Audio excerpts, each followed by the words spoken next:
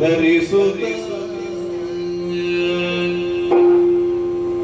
ಹೂಗಂಧವನು ಹರಿವಾಡದಲ್ಲಿ ಪಿಡಿಯುತ್ತ ಹೂಗಂಧವನು ಹರಿವಾಡದಲ್ಲಿ ಪಿಡಿಯುತ್ತ ಬಂದಳು ಮದನಲಾಲಿಯು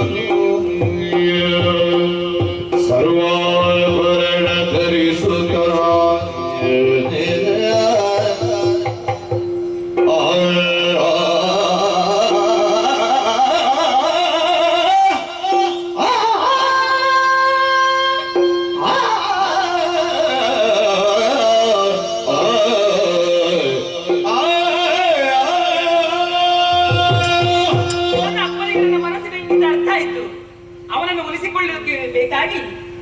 ಬೇಕಾದಂತಹ ಶೃಂಗಾರವನ್ನೆಲ್ಲ ಮಾಡಿಕೊಂಡಿದ್ದೇನೆ.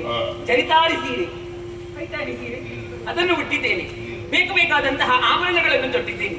ಚಿನ್ನದ ಹರಿವಾಣದಲ್ಲಿ ಸುಗಂಧ ದ್ರವ್ಯಗಳನ್ನು ಹಿಡಿದುಕೊಂಡು ಅವನನ್ನು ಒಲಿಸಿಕೊಳ್ಳುವುದಕ್ಕೆ ಬೇಕಾಗಿ ಚಿತ್ತಾರ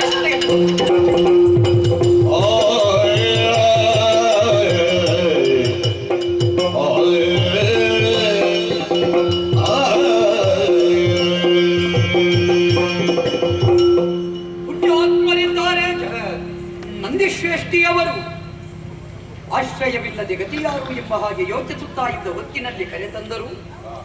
ಹೊಟ್ಟೆಗೆ ಬೇಕಾದ ಅನ್ನವಿಕ್ಕಿದ ಅನ್ನದಾತರಾದರು. ಕಷ್ಟ ಕಾಲದಲ್ಲಿ ನನ್ನ ಬದುಕಿಗೊಂದು ಆಶ್ರಯ ಕೊಡುತ್ತೇನೆ ಅಂತ ಆಡಿದ್ರಲ್ಲ. ಭೋಜನ ವಿರಚಿಸಿದ ತದನಂತರದಲ್ಲಿ ಇದೋ ಎಂತಹ ಎತ್ತರದ ಮನಸ್ಸು, ರಂಗುಮಾಲು ಉಂಟು, ಅದರಲ್ಲಿ ಹೋಗಿ ಮಲಗಿ ಅಂತ ಹೇಳ್ತಾ ಇದ್ದಾರೆ. ಆ ಮಹಡಿಯ ಮನೆಯಲ್ಲಿ ಬಂದು ನಿಂತಿದ್ದೇನೆ. ಚಿತ್ರಕಾರನ ಚೆಲುವಿನ ಚಿತ್ರಪಟಗಳನ್ನೆಲ್ಲ ಕಾಣುತ್ತಾ ಇದ್ದೇನೆ. ವಿಶೇಷವಾದ ಪುರಾಣದ ಕಥಾನಕಗಳೆಲ್ಲ ಚಿತ್ರಿಸಲ್ಪಟ್ಟಿವೆ. ಪ್ರಕೃತಿಯ ವಿಶೇಷತೆಗಳನ್ನು ಕಾಣುತ್ತಾ ಇದ್ದೇನೆ. ಸ್ವಲ್ಪ ಉಂಡದ್ದು ಹೆಚ್ಚಾಯಿತು ಅಂತ ಕಾಣುತ್ತದೆ. ನಿದ್ರೆ ಕಣ್ಣಿಗಾವರಿಸ್ತಾ ಉಂಟು. ಉಂಟಲ್ಲ ಮಂಚ ಬಂತು. ಇದರಲ್ಲಿ ಸ್ವಲ್ಪ ವಿಶ್ರಾಂತಿ ಪಡೆಯುತ್ತೇನೆ.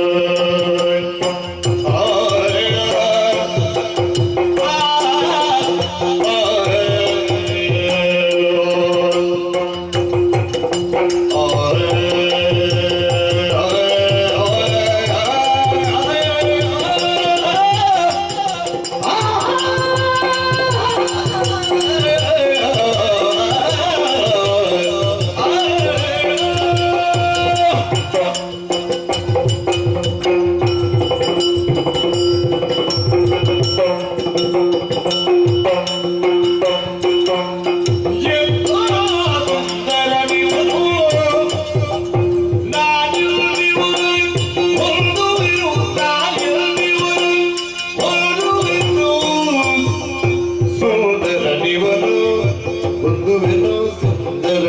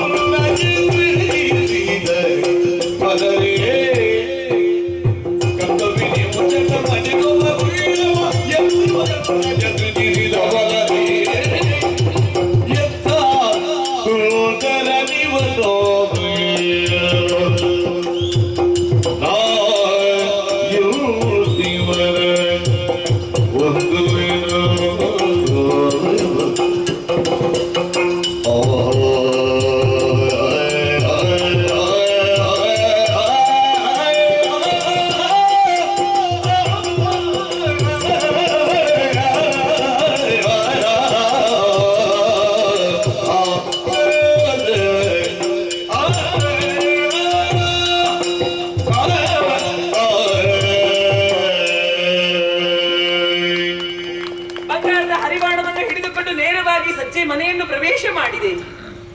ಏನನ್ನು ನಾನು ಕಾಡ್ತಾ ಇದ್ದೇನೆ? ಅಬ್ಬಬ್ಬಬ್ಬಬ್ಬಬ್ಬ, ತನ್ನದಾದಂತಹ ಕೈಯನ್ನು ನೊಸಲೆಮಿನ ಮೇಲೆ ಇರಿಸಿಕೊಂಡು ಗಾಢವಾದಂತಹ ನಿದ್ರೆಗೆ ಜಾರಿದ್ದಾನೆ. ಇನ್ನು ಆಹಾ, ಎಂತಹ ಚೆಲುವನಿದ್ದಾನೆ. ನಾನು ಹೇಳುವುದನ್ನು ಕೇಳಿದ್ದೇನೆ. ಮನ್ಮಥನೋ ವಸಂತನೋ ಜಯಂತನೋ ಎನ್ನುವ ಹಾಗೆ ಇಂಥವರ ಹೆಸರುಗಳನ್ನು ಕೇಳಿದ್ದೇನೆ. ಇವರಿಗಿಂತಲೂ ನೂರ್ಮಡಿಯಾದಂತಹ ಚೆಲುವ ಈತನೇ ಇರಬೇಕು ಅಂತ ಕಾಣುತ್ತದೆ. ಬ್ರಹ್ಮನನ್ನು ಭೇದ ಬಿಚ್ಚಗ ಎನ್ನುವ ಹಾಗೆ ಕೊಂಡಾಡುತ್ತಾರೆ. ಎಲ್ಲರಿಗೂ ರೂಪಲಾವಣ್ಯವನ್ನು ಅವನು ಕೊಡುವುದಿಲ್ಲವಂತೆ. ಆದರೆ ಎಲ್ಲಾ ಸೌಂದರ್ಯವಂತರು ಯಾರಿದ್ದಾರೆ, ಎಲ್ಲ ಸೌಂದರ್ಯವಾಗಿರುವಂತಹ ಗಂಡು ಮಕ್ಕಳು ಯಾರಿದ್ದಾರೋ ಅವರದಾದಂತಹ ತಿಲಾಂಶದಷ್ಟು ಸೌಂದರ್ಯವನ್ನು ತೆಗೆದಿರಿಸಿ ಇವನನ್ನು ಸೃಜಿಸಿರಬೇಕೋ ಹೇಗೋ ಎನ್ನುವ ಹಾಗೆ ನನಗನ್ನಿಸುತ್ತಾ ಇದೆ. ಆಹಾ, ಅವನದಾದಂತಹ ಆ ಕಣ್ಣುಗಳು ಹೆಣ್ಣು ಮಕ್ಕಳ ಸೌಂದರ್ಯವನ್ನು ವರ್ಣಿಸುವುದಕ್ಕೆ ತೊಡಗುತ್ತಾರೆ. ಹೆಣ್ಣು ಮಕ್ಕಳ ಕಣ್ಣು ಹಾಗೆ, ಹೆಣ್ಣು ಮಕ್ಕಳ ಮೂಗು ಹಾಗೆ, ಹೆಣ್ಣು ಮಕ್ಕಳ ತುಟಿ ಹಾಗೆ ಎನ್ನುವ ಹಾಗೆ ಗಂಡು ಮಕ್ಕಳನ್ನು ವರ್ಣಿಸಿದ್ದು ನಮಗೆ ಎಲ್ಲಿಯೂ ಸಿಗುವುದಿಲ್ಲ. ಯಾಕೆ ಇರಬಹುದು ಹೀಗೆ? ಹೆಣ್ಣು ಮಕ್ಕಳ ಸೌಂದರ್ಯ ಬರಲಿಕ್ಕೆ ಸಿಗುತ್ತದೆ, ಗಂಡು ಮಕ್ಕಳ ಸೌಂದರ್ಯ ಬರಲಿಕ್ಕೆ ಸಿಗುವಂತದ್ದೇ ಅಲ್ಲ. ಹೌದಪ್ಪ. ಆಹಾ, ಕಮಲದ ದಳ ಇವನ ಕಣ್ಣುಗಳು, ಕಾಮನ ಬಿಲ್ಲಿನ ಆಗಿರುವಂತಹ ಅವನ ಹುಕ್ಕು. ಅಯ್ಯೋ, ಅದು ಹಣೆ ಅಲ್ಲ, ಬಂಗಾರದ ಮಣಿ. ಮಾತ್ರವಲ್ಲ, ಅಯ್ಯೋ ಅವನದಾದಂತಹ ತುಟಿ, ಆ ಮೂಗು ಅದು ಗರುಡ ಮೂಗು. ತುಟಿಗಿಂತ ಮೇಲೆ, ಮೂಗಿಗಿಂತ ಕೆಳಗಿದೆ ಅದು ಕಪ್ಪು ಕಪ್ಪು. ಅದು ಮೀಸೆ ಅಲ್ವಾ? ಅದು ಹೇಳುವುದನ್ನು ಕೇಳಿದ್ದೇನೆ. ಮೀಸೆ ಇಲ್ಲದವರು ಮುತ್ತು ಕೊಡುವುದಕ್ಕಿಂತ ಮೀಸೆ ಇದ್ದವರು ಮುತ್ತು ಕೊಟ್ರೆ ಸವಿ ಹೆಚ್ಚಂತೆ. ನನಗೆ ಗೊತ್ತಿಲ್ಲ, ನಮ್ಮ ಗೆಳತಿಯರು ಹೇಳುವುದನ್ನು ನಾನು ಕೇಳಿದ್ದು. ಹಾ ಹಾ, ವಿಶಾಲವಾದಂತಹ ಎದೆ, ಆ ವಿಶಾಲವಾದಂತಹ ಎದೆಗೆ ನಾನು ಹಾಗೆ ನನ್ನ ತಲೆಯನ್ನಿರಿಸಿ ಜೋಪಾನವಾಗಿ ಮಲಗಬೇಕು. ಯಾಕೆ ಹೇಳಿ? ಹೆಂಡತಿ ಆದವಳು ಅಥವಾ ಹೆಣ್ಣಾಗುವಳು, ಹೆಂಡತಿ ಆಗುವವಳು ತನ್ನ ಗಂಡನ ಎದೆಯ ಮೇಲೆ ಮಲಗಬೇಕಂತೆ. ಆಗ ಮಾತ್ರ ಅಲ್ಲಿ ಒಂದು ಏನು ಎಂತ ಹೇಳ್ತಾರೆ, ಆಗ ಮಾತ್ರ ಆ ಸವಿ ಸಿಗುವುದಕ್ಕೆ ಸಾಧ್ಯ. ಹೌದಪ್ಪ. ಆಹಾ, ಎಂತಹ ಲಾವಣ್ಯ, ಎಂತಹ ರೂಪ. ಎಬ್ಬಿಸಿದ್ರು ಇವನನ್ನು, ಎಬ್ಬಿಸಿದ್ರೆ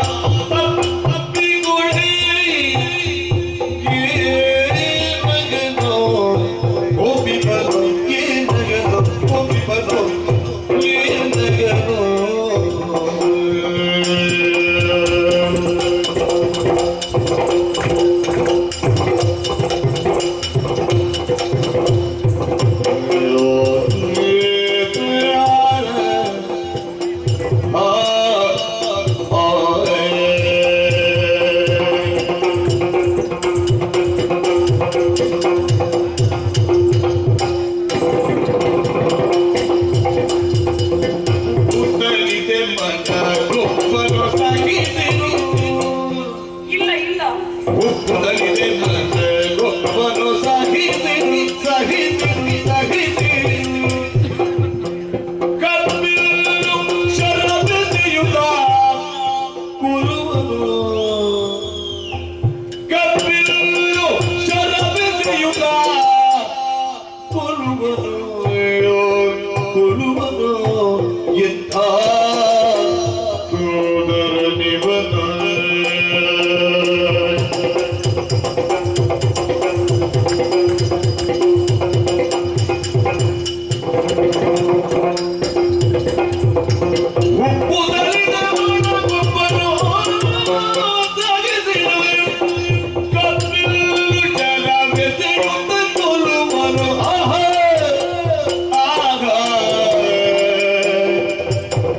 ಸುಂದರ ನಿವನೋ ನಾ ಎತ್ತಿವನ ಹೊತ್ತುವೆನು ಸುಂದರ ನಿವನು ಹೊತ್ತುವೆನೋ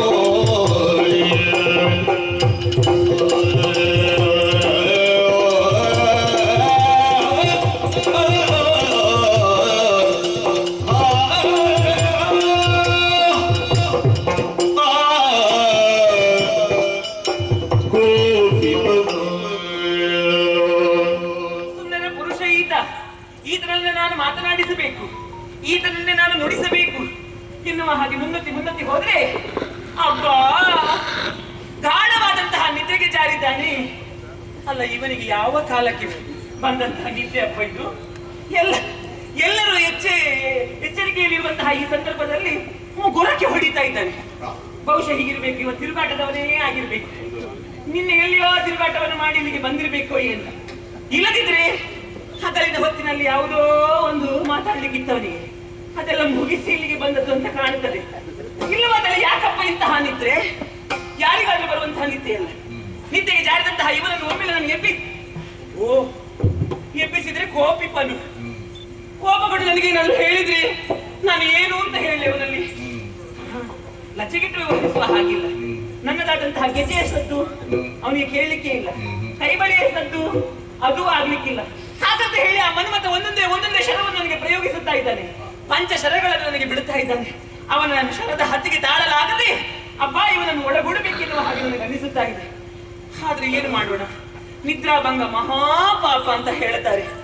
ಇವನನ್ನು ಕಾಣುವಾಗ ಈ ಹತ್ತಿರದಲ್ಲಿ ಯಾರಾದ್ರೂ ಆ ಅಂತ ಬಾಯಿ ಆಕಳಿಸಿದ್ರೆ ನಮಗೂ ನಿದ್ದೆ ಬರುತ್ತದಲ್ಲ, ಹಾಗೆ ನನಗೆ ಆಗುತ್ತಾ ಇದೆ. ಇವನ ನಿದ್ದೆಯನ್ನು ಕಾಣುವಾಗ ನಿದ್ದೆ ಬಾರದಂತ ನನಗೆ ನಿದ್ದೆ ಬರುತ್ತಾ ಉಂಟು. ಹಾಗಾಗಿ ಏನು ಮಾಡುವುದು? ಸರಿ, ಹೇಗೂ ಇವ ನಿದ್ದೆಗೆ ಜಾರಿದ್ದಾನಲ್ವಾ, ಇವ ಎಚ್ಚೆತ್ತುಕೊಳ್ಳುವವರೆಗೆ ನಾನು ಇಲ್ಲಿಯೇ ಮಲಗುದು. ಅವನಲ್ಲಿ ಮಾತಾಡಿ ಹೋಗ್ಬೇಕು ನಾನು. ಮಲಗುದು ಸರಿ, ಆದ್ರೆ ಇದೊಂದುಂಟಲ್ಲ, ಇದು ಮುತ್ತಿನ ಮಾಲೆ ಅಪ್ಪಂದು. ಅದು ಜಾಗರೂಕತೆಯಲ್ಲಿ ಇಟ್ಟುಕೋಬೇಕಂತ ಹೇಳಿದ್ದಾರೆ. ಅವನಿಗೆ ಏನಾದ್ರು ಇದೇನಾದ್ರೂ ಕಳೆದು ಹೋದೆ ಮತ್ತೆ ಅದನ್ನೇನು ಮಾಡುವ? ಓ, ಇಲ್ಲಿ ಹಂಸದ ಚಿತ್ರ ಉಂಟು, ಅದರ ಕೊಕ್ಕಿಗೆ ಹಾಗೆ ಹಾಕಿರ್ತೇನೆ. ನಾನು ಮಲಗಿದ್ದೇನೆ.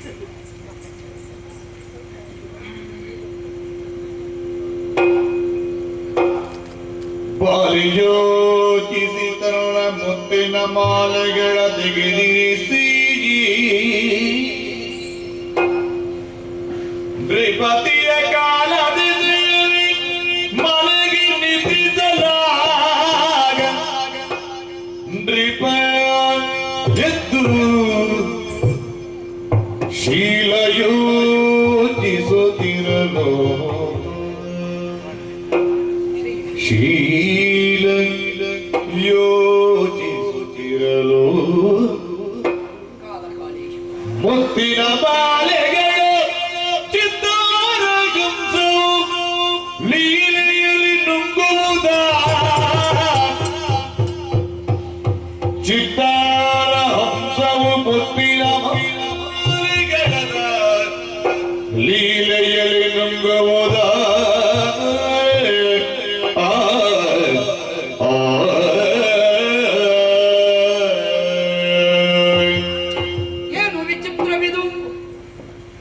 ಹೊತ್ತು ಭೋಜನವನ್ನು ವಿರಚಿಸಿ ಈ ಮಂಚದಲ್ಲಿ ಮಲಗಿದ್ದೆ. ನಡುರಾತ್ರಿಯ ಹೊತ್ತು ಎಚ್ಚರವಾಯಿತು. ವಿಚಿತ್ರ. ಚಿತ್ತಾರದ ಹಂಸ ಪಕ್ಷಿ ಒಂದು ಅದರ ಕೊಕ್ಕಿನಲ್ಲಿ ತೂತು ಹಾಕಿದಂತಹ ಮುತ್ತಿನ ಮಣಿಯನ್ನು ಒಂದೊಂದೇ ನುಂಗುವುದನ್ನು ಕಂಡೆ. ನಿರ್ಜೀವ ಬೊಂಬೆ ಮಾಲೆ ನುಂಗುವುದೇ? ಈ ಮಾಲೆ ಎಲ್ಲಿಂದ ಬಂತು? ಒಂದು ಅರ್ಥವಾಗುವುದಿಲ್ಲ.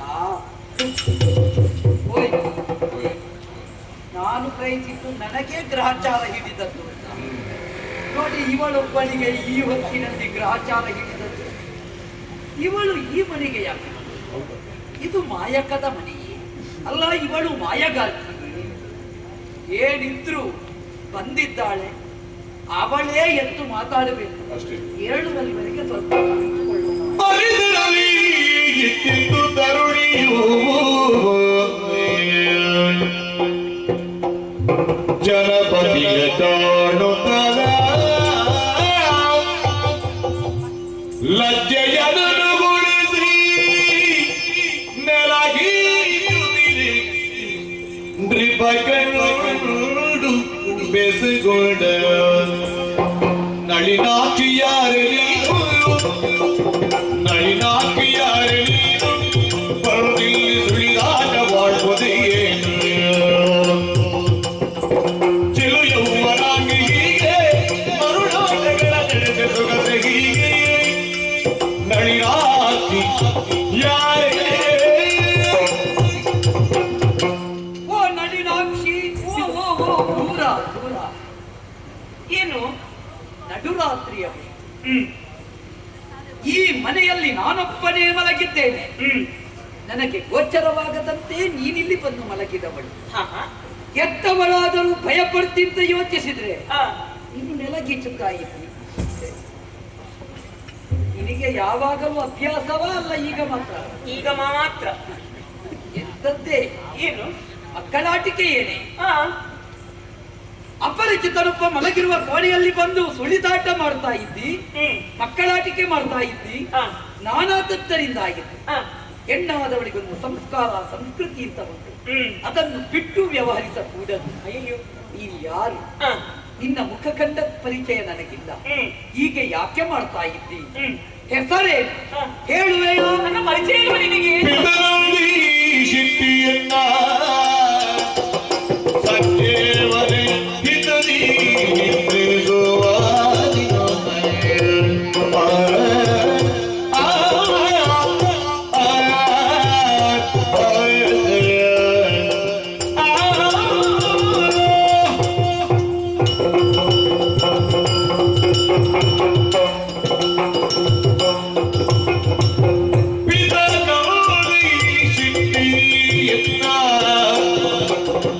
ಸತ್ಯವನೇ ಹಿತದಿ ನಿಂದಿಸುವ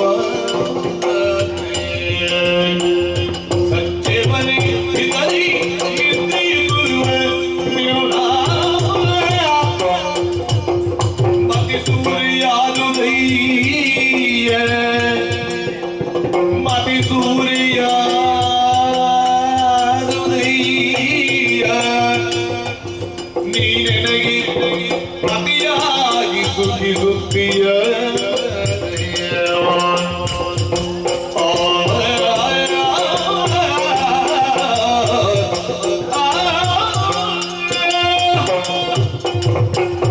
ಓ, ಏನು ಇದು ಒಳ್ಳೆ ಕಥೆಯಾಗಿ ಹೋಯಿತಲ್ಲ.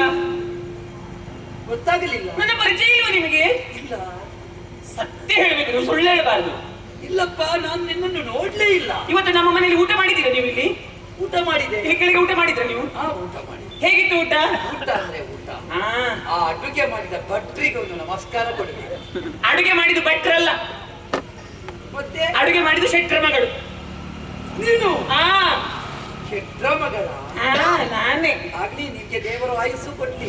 ಅಲ್ಲ, ನಾನು ಎಣ್ಣಿಸುದಪ್ಪ. ನಿನ್ನ ಕೈ ಅಡುಗೆ ಉಣ್ಣುವ ಯೋಗ ನಿನ್ನ ಕೈ ಹಿಡಿಯುವವನಿಗೆ ಬರ್ಲಿ. ಹೌದಪ್ಪ, ಬೇಗ ಬರ್ಲಿ ಅವನಿಗೆ. ನೀನು ಈಚೆ ಕೈ ಮಾಡು. ಅಲ್ಲ, ಹೇಳಿದ್ದು ನಾನು ಅವನಿಗೆ ಬರ್ಲಿ ಅಂತ ಹೇಳಿ. ಹಾ. ಇದು ಹಾ. ಅಲ್ಲ, ನಾನು ಎಣ್ಣಿಸುದಪ್ಪ. ಹಾ. ತಿನ್ನುದಂದ್ರೆ ತಿನ್ನುದೆಯಾ? ಕೆಲವು ದಿವಸ ಆಯ್ತು ಊಟ ಮಾಡದೆ. ಹಾ? ತಿನ್ನುವಾಗ ಒಂದು ಬಡಿಸುವಾಗ ಯಾರು ಬಡಿಸ್ತಾರೆ ಅಂತ ಒಂದು ಮುಖ ಎತ್ತಿ ನೋಡ್ಲಿಕ್ಕಿಲ್ವಪ್ಪ? ಇಲ್ಲ, ಬಡಿಸುವವರ ಮುಖ ನೋಡುವ ಕ್ರಮ ಇಲ್ಲ ನಾವು. ಅದ್ಯಾಕೆ ಹಾಗೆ? ಯಾಕಂದ್ರೆ ಅನ್ನದಲ್ಲಿ ಅನ್ನಪೂರ್ಣೆಯನ್ನು ಕಾಣುವೆ. ಹೌದಾ? ಹಾ. ಹಾಗೆ ಅನ್ನಪೂರ್ಣೆಯಾಗಿ ಒಬ್ಳು ಬಡಿಸುವವಳಿದ್ದಾಳಲ್ಲ, ಅವಳನ್ನಾದ್ರೂ ನೋಡ್ಬೇಕಲ್ಲ. ನಿನ್ನನ್ನು ದೇವಿ ಅಂತ ಕಾಣ್ಬೇಕಷ್ಟೇ. ಹಾಗೆಲ್ಲ ಕರಿಬೇಡ ನೀನೀಗ. ಅದೆಲ್ಲ ತೊಂದರೆ ಆಗುತ್ತೆ ಹಾಗೆಲ್ಲ ಕರೆದ್ರೆ ನೀನು. ಹಾ, ಗೊತ್ತಾಗ್ಲಿಲ್ವಾ? ಇಲ್ಲ, ದೇವರೇ, ನಂದಿ ಶೆಟ್ಟಿಯ ಪರಿಚಯ ಉಂಟ ನಿನಗೆ? ಇಲ್ಲ. ಆಶ್ರಯ ಕೊಟ್ಟ ಅನ್ನದಾತರು. ಹಾ, ಆ ನಂದಿ ಶೆಟ್ಟಿಯ ಮಗಳೇ ನಾನು. ನಿನ್ನ ಹೆಸರು? ನನ್ನ ಹೆಸರು ಆಲೋಲಿಕಾ ಅಂತ ಕರೀತಾರೆ.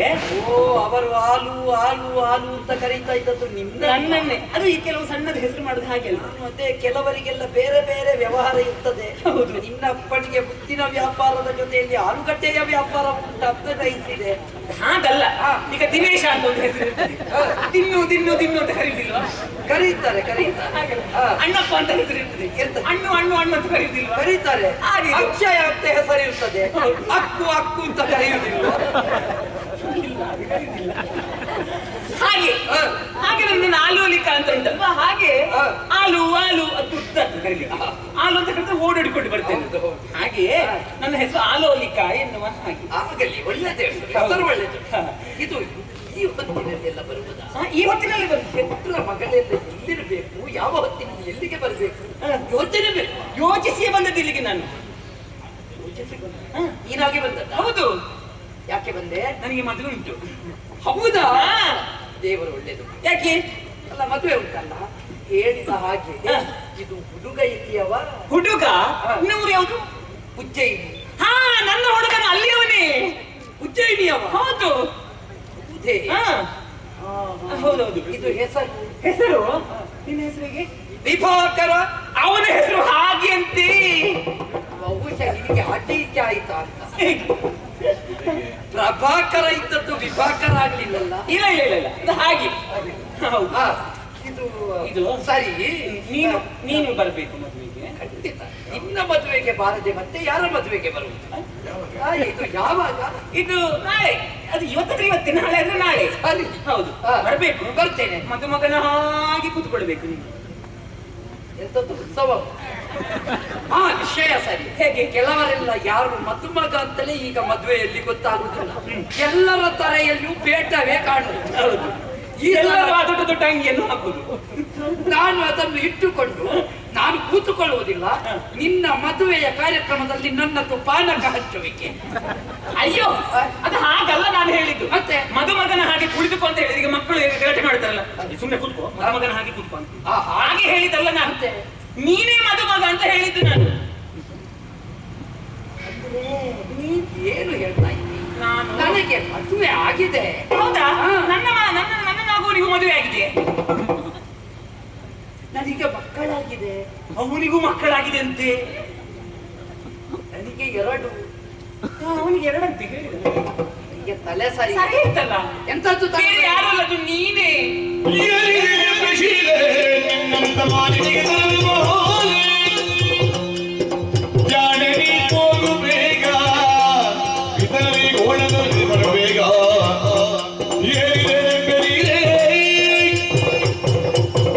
ಏನು ಮಾತನಾಡ್ತಾ ಇದ್ದಿ? ಏನಾಯ್ತು? ಒಬ್ಬ ಸಂಸ್ಕಾರವಂತನ ಮನೆಯ ಮಗಳು ನೀನು. ಯಾರ ಮುಂದೆ ಹೇಗೆ ವ್ಯವಹರಿಸಬೇಕು ಎನ್ನುವ ಪ್ರಜ್ಞೆ ಬೇಕು. ಈಗ ಏನಾಯ್ತಂತ? ಮದುವೆಯಾದವ ನಾನು, 2 ಮಕ್ಕಳ ತಂದೆ.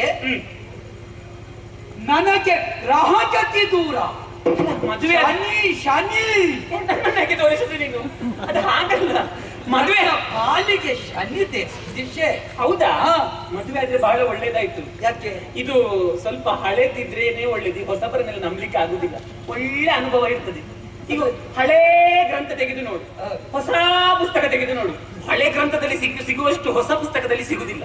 ಹಾಗೆ ಇದು ಹಳತ್ತಲ್ವಾ? ಅದೇ ಆದಿತ್ತು. ನೀವು ತುಂಬಾ ಮಂದಿಯ ಈ ಬೆಂದೆ ಇದನ್ನು ಹೇಳಬೇಡ. ಎಲ್ಲದಕ್ಕೂ ಹಳೆದನ್ನೇ ತೆಗೆದ್ರೆ ಆಗುವುದಿಲ್ಲ. ಕೆಲವದ್ದಕ್ಕೆ ಹೊಸ ಬೇಕಾಗುತ್ತದೆ. ಹಾಗಾದ ಕಾರಣ ಗ್ರಂಥ ಹಳತು ಬೇಕು, ಮದುವೆ ಎನ್ನುವುದು ಹೊಸತಾಗಿ ಪಡಿ ಮೂಡಬೇಕು. ನಾವು ಹೊಸತಾಗಿ ಮದುವೆ ಆಗುವ. ಮಕ್ಕಳ ಆಟಿಕೆ ಮಾಡಬೇಡ. ನಿನ್ನ ಅಪ್ಪನಿಗೆ ಗೊತ್ತಾದ್ರೆ ನಿನ್ನ ತಲೆ ಅಲ್ಲ ನನ್ನ ತಲೆ ಹೋದಿತ್ತು. ಅಪ್ಪನಿಗೆ ಗೊತ್ತಾಗಿ ಬಂದದ್ದಪ್ಪ. ಅಪ್ಪನಿಗೆ ಇದಕ್ಕೆ ಒಪ್ಪಿಗೆ ಉಂಟು. ಇಬ್ಬರಿಗೂ ತಲೆ ಸರಿ ಇಲ್ಲ.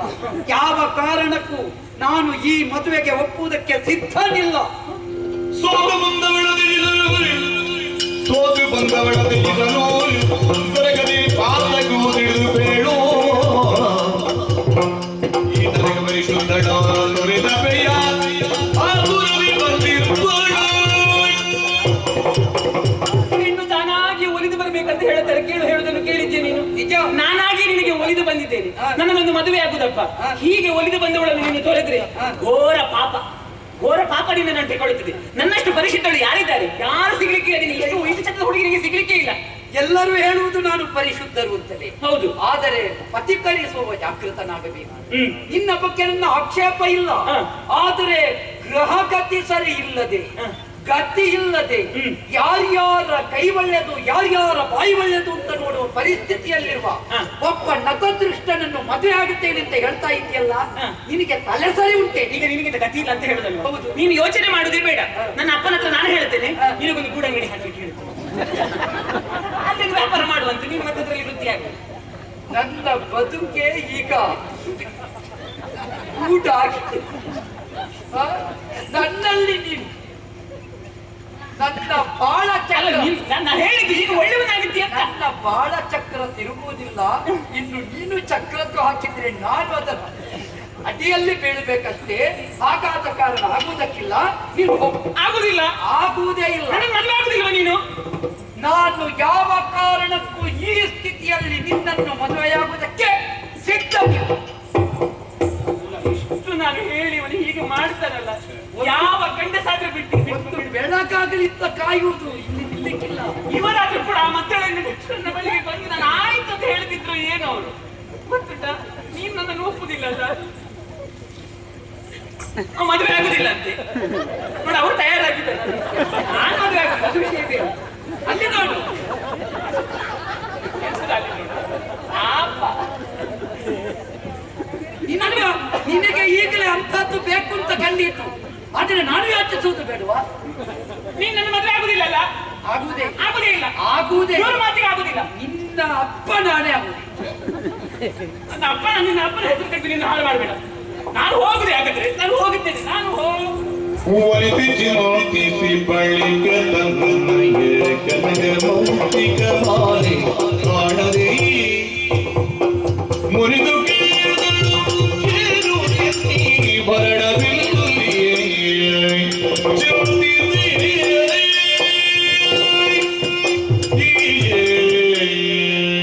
ನಾನು ಹೋಗುದಂತ ನಿರ್ಧಾರ ಮಾಡಿದ್ದು, ಹೋಗ್ಲಿಕ್ಕೆ ಇವು ಬಿಡ್ಬೇಕಲ್ಲ. ಇನ್ನು ಹೋಗಲಿಲ್ಲವೇ? ಕಳ್ಳ ಯಾರು? ನೀನೆ. ಈ ಕಳ್ಳ. ನಿನಗೆ ನಾನು ಬೇಡ, ನನ್ನದು ಬೇಕಲ್ಲ ನಿನಗೆ. ಎಂತದ್ದು? ಕೊಡದು ಯಾವುದು? ಮುತ್ತುಕೊಳ್ಳು. ಒಂದು ಕಾಲ ಇತ್ತು, ಆದ್ರೆ ಈಗ ಆ ಕಾಲ ಬರಲಿಲ್ಲ. ಯಾವುದು? ನೀನು ಹೇಳಿದ್ದು ಕೊಡುವ ಕಾಲ. ಮುತ್ತು ಕೊಡು ಅಂತ ಹೇಳಿದ್ದು ನೀನು ಆಗಿಲ್ಲ. ಅದು ವ್ಯವಸ್ಥೆ ಬೇಕಿದ್ರೆ ಯಾರಾದ್ರೂ ಸಿಕ್ಕಿಯಾರು, ನನ್ನಿಂದ ಸಾಧ್ಯ ಇಲ್ಲ. ನೀನು ಸತ್ಯ ಹೇಳಿ, ನಿನಗೆ ನನ್ನ ಮದುವೆ ಆಗಲಿಕ್ಕೆ ಮನ್ಸುಂಟಲ್ಲ. ಒಮ್ಮೆ ಹೇಳಿದ್ರೆ ಗೊತ್ತಾಗೋದಿಲ್ವೇ? ಮನಸ್ಸಿನಲ್ಲಿದ್ದರೆ ನೀನು ಅದನ್ನು ತೆಗೆದಿರ್ತೀಯ. ನೀನು ಯಾವುದು? ನನ್ನದು ಮುತ್ತಿನ ಮಾಲೆ. ಓ ಮುತ್ತಿನ ಮಾಲೆ. ಅದನ್ನೇ ಕೇಳಿದ್ದು, ಮತ್ತೆ ಮುತ್ತಿ ಯಾರು ಕೇಳಿದ್ದು ನಿನ್ನ ಹತ್ರ? ಓ ಮಾಲೆ. ಹಾ. ಕೇಳಿ, ನಿನ್ನ ಮುತ್ತಿನ ಮಾಲೆ ಹಾ. ಎಲ್ಲಿ ಹಾಕಿದ್ದೆ? ಎಲ್ಲಿ ಹಾಕಿದೆ? ಆ ಚಿತ್ತಾರದ ಹಂಸ ಪಕ್ಷಿಯ ಮೇಲೆ. ಹೌದಾ? ಹೌದು, ಹಾಕಿದ್ದೇನೆ. ತಡಿಸಿದ್ದಲ್ವಾ? ನಡುರಾತ್ರಿಯ ಹೊತ್ತು ಎದ್ದು ನೋಡ್ತೇನೆ, ಚಿತ್ರದ ಹಂಸ ಪಕ್ಷಿ ಹಾ. ನಿನ್ನ ಮುತ್ತಿನ ಒಂದೊಂದೇ ಒಂದೊಂದೇ ಮಾಲೆಯ ಮಣಿಯನ್ನು ನುಂಗಿ ಹಾಕಿದ್ದೆ.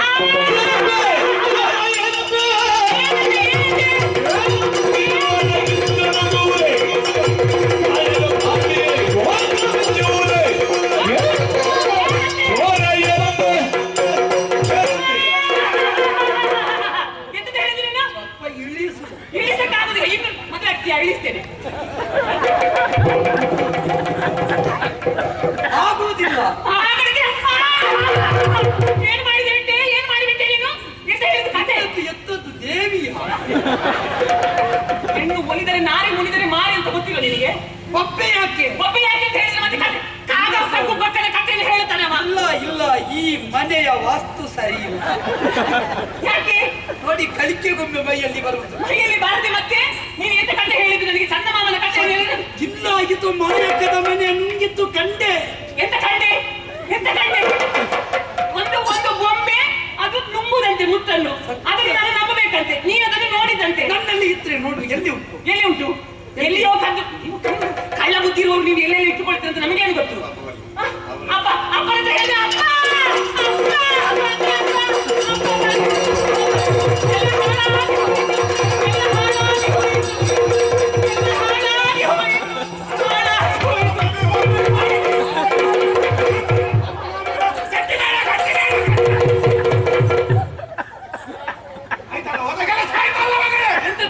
ಒಟ್ಟು ಹಾಳು ಮಾಡಿದೆ. ನಿದ್ರೆಯಲ್ಲಿ ಯಾವುದೋ ಕನಸು ಕಾಣ್ತಾ ಇತ್ತು ನೋಡು. ಎಲ್ಲ ಹಾಳಾಗಿ ಹೋಯ್ತಪ್ಪ, ಹಾಳಾಗಿ ಹೋಯ್ತು. ಏನು ಬೇಡ, ಹೋದದ್ದು ಗೊತ್ತುಂಟು ನನಗೆ. ಪ್ರಚಾರ ಬೇಡ. ಏನಾಗಿದೆ ಅಂತ ಕಲ್ಪನೆ ನನಗುಂಟು. ಎಂತ ಕಲ್ಪನೆ? ಹೋಗಲಿಲ್ಲ, ಇಲ್ಲೇ ಇದ್ದೇನೆ. ಹೋಗಲಿಲ್ಲ, ಇಲ್ಲೇ ಇದ್ದೇನೆ. ಇದು ನೀವು ಯಾಕೆ ಇದನ್ನು ಹಿಡ್ಕೊಂಡು ಬಂದದ್ದು? ಯಾರಿಗೆ? ಎಲ್ಲೆಲ್ಲಿ ಹೋಗಿ ಖರ್ಚು ಮಾಡಬೇಕಿತ್ತು, ಇಲ್ಲೇ ಒಂದು ಮುಗಿಸಿ. ಸ್ವಾಮಿ, ನಿಮ್ಮ ಮಗಳ ಸ್ವಲ್ಪ ಜಾಗ್ರತೆ ಮಾಡಿ. ಅಪ್ಪ ಇಲ್ಲಿ ಬನ್ನಿ. ಎಲ್ಲ ಹಾಳಾಗಿ ಹೋಯಿತಪ್ಪ. ನಿನ್ನದು ಹಾಗಲ್ಲ, ಅದು ವಿಷಯ ಅಂದ್ರೆ ಇದು ಬೇರೆ ವಿಷಯ. ನಾನು ಮುತ್ತಿನ ಹಾರ ಉಂಟಲ್ಲ ನೀನು ತರ್ಕೊಟ್ಟದ್ದು, ಅದೀಗ ನನ್ನ ಕೊರಳಲ್ಲಿಲ್ಲ ನೋಡು. ಅದು ಶೈನಿಂಗ್ ಹೇಳಿದಾಗೆ ನಾನು ಒಪ್ಪುದಿಲ್ಲ. ಅದಕ್ಕೆ ನಾನೇನ್ ಮಾಡಿದೆ, ನನ್ನ ಕೊರಳಲ್ಲಿರುವಂತಹ ಮುತ್ತಿನ ಮಾಲೆ ತೆಗೆದು ಆ ಹಂಸದ ಚಿತ್ತಾರ ಉಂಟಲ್ವಾ ಅದರ ಕೊಕ್ಕಿಗೆ ನಾನು ಹಾಕಿ ಅಲ್ಲಿ ನಿದ್ರಿಸಿದ್ದು. ನಿದ್ದೆಯಿಂದ ಎದ್ದು ಮತ್ತೆ ನೋಡುವಾಗ ಅದು ಆ ಮಾಲೆ ಇಲ್ಲ. ಅವನ ಹತ್ರ ಕೇಳಿದವ ಏನ್ ಹೇಳುದು ಗೊತ್ತಿಲ್ಲ, ಆ ಹಂಸದ ಹಂಸ ಅದನ್ನೆಲ್ಲ ಒಂದೊಂದೇ ಒಂದೊಂದೇ ನುಂಗಿತಕ್ಕೆ ಅಪ್ಪ.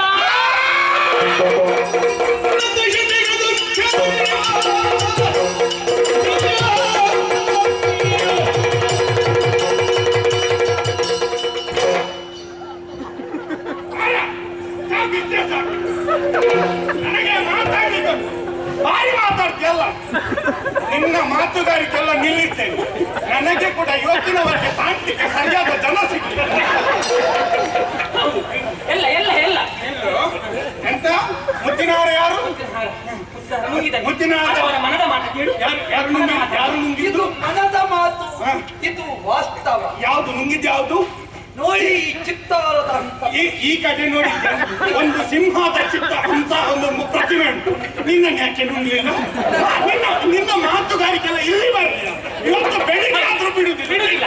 ನಾವಿಬ್ಬರು ಸೇರಿ ಇವಾಗ ಆಯ್ತು. ಇದು ಯಾಕೆ ನುಂಗ್ಲಿಲ್ಲ? ಹೇಳ್ತೇನೆ, ತಾಳ್ಮೆ ಇಲ್ಲ. ಯಾಕೋ ಏನು ಹ. ಅದಕ್ಕೆ ನುಂಗಬೇಕು ಅಂತ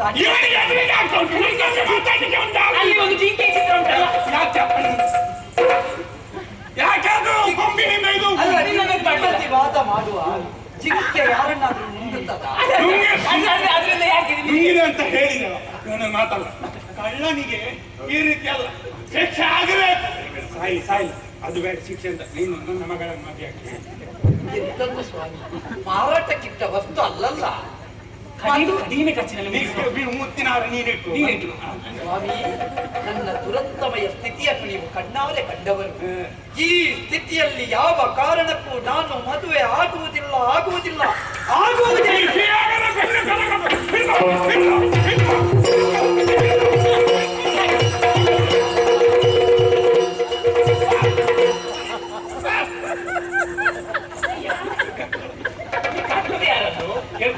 ಬಿಸಿಯಲ್ಲಿ ಯಾರು ಗೊತ್ತಾ? ನೀನು ಬದಿಗಿಲ್ಲ, ನೀನು ಬದಿಗಿನಲ್ಲಿ.